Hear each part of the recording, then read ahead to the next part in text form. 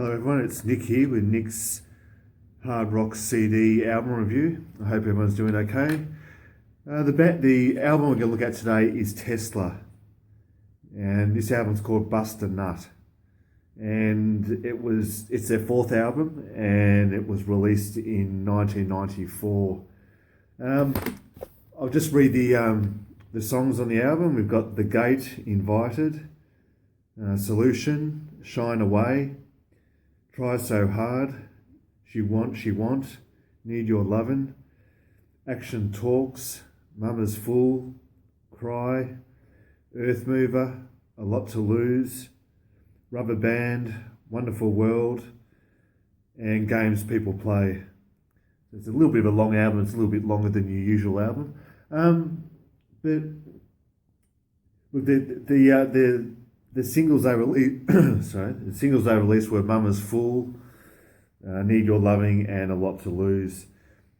There's actually a big picture in the actual album of I don't know. It's weird. It's some big machine that breaks nuts, chestnuts or whatever. Well, the album's called Bust a Nut, so don't ask me why they put a picture of a machine that's breaking nuts. So yeah. Anyway, so as I said, Tesla had multi-album platinum success with their previous three albums. That they had really good success. As I said, multi-platinum, and they were doing really well. And the good thing about this band, even though this was released in 1994, I don't want to keep repeating myself, but I will. right smack bang, in the grunge era.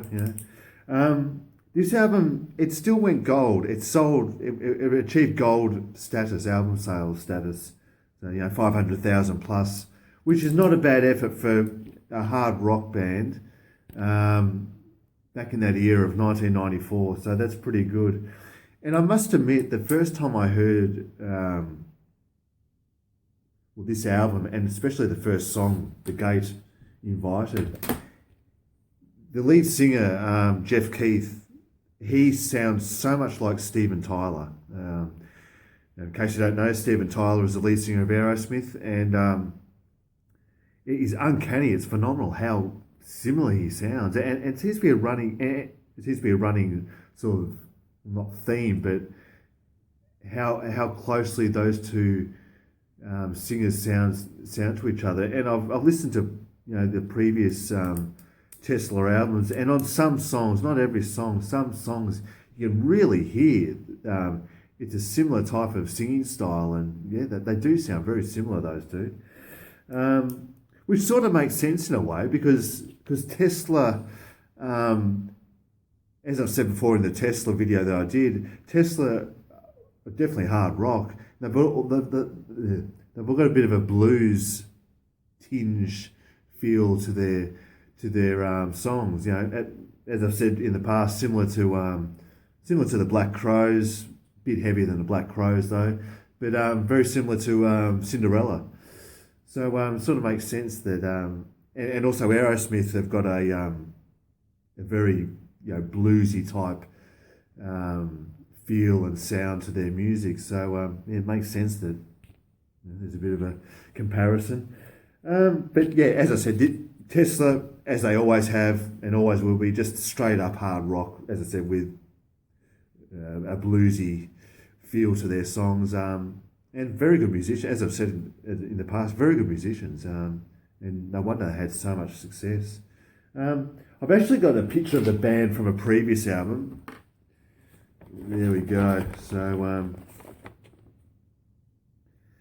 so there's a picture of the band there. Jeff Keith, the lead singer, down there. I've actually Tommy Skiotch, the guitarist.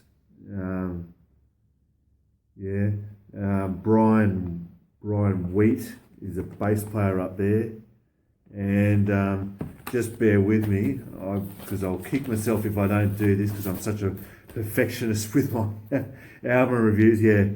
Frank Hannon, the other guitarist, and Troy Laqueta, the drummer.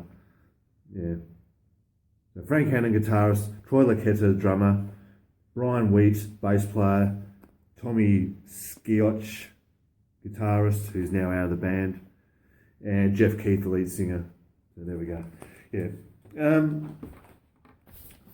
Yeah, but look, in regards to Tesla albums, I wouldn't say that this is my absolute favourite album. There's nothing wrong with it. I'm not bagging it or saying it's a dreadful album or anything like that. But the other three had a bit more of a catchiness to their songs. But as I said, it's very good that they were able to still hold on and carry on the success into the early to mid 90s. So, and as I've said before, Tesla were and still are great friends with the guys from Def Leppard. These two bands, Tesla and Def Leppard, have toured on more than one occasion with each other. Very, very good friends, those two bands, and Def Leppard's European and Tesla's American, so it's good to see two different bands from different countries staying in contact with each other and being best buddies. So that's great to see. So look, there are about I think there's about 2 or 3 other Tesla albums I've released the past few years, which I may get. I don't know. I might actually put Tesla on hold because as I've said in a couple of other videos ago, I really want to complete my Wasp collection. Wasp the band. Here we go. Here's one of the albums from Wasp. Yeah. So Anyway, all in good time. I'll eventually get there. So there we go. Tesla's 4th album, and look, it's a good album. It is quite a good album. I wouldn't say it's an excellent album. That's just my opinion. Look, my favourite tracks would be The Gate, Invited, She Want, Action Talks, which has got this pulsating, unbelievable guitar riff. It's really cool. It's a great guitar riff. It really gets you going, gets your foot tapping. And another great track is Rubber Band. Look, I would give this album. I would give it a 7.5 out of 10. This album, it's a decent album.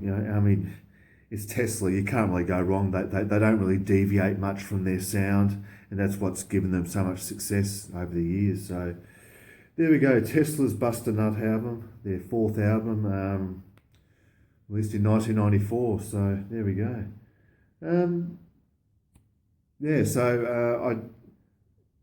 I'm not quite sure which album I'll do next, but I'm looking forward to doing this. But this weekend, so tomorrow, being Sunday, well today actually, where the time is, I'm going to do Faster Pussycat, and I've actually got a Faster Pussycat t-shirt, so I'll do that tomorrow or something, and I'm looking forward to doing that because I love Faster Pussycat. So until then, I hope everyone's staying safe and looking after yourselves, and thank you for watching, and take care. Bye-bye.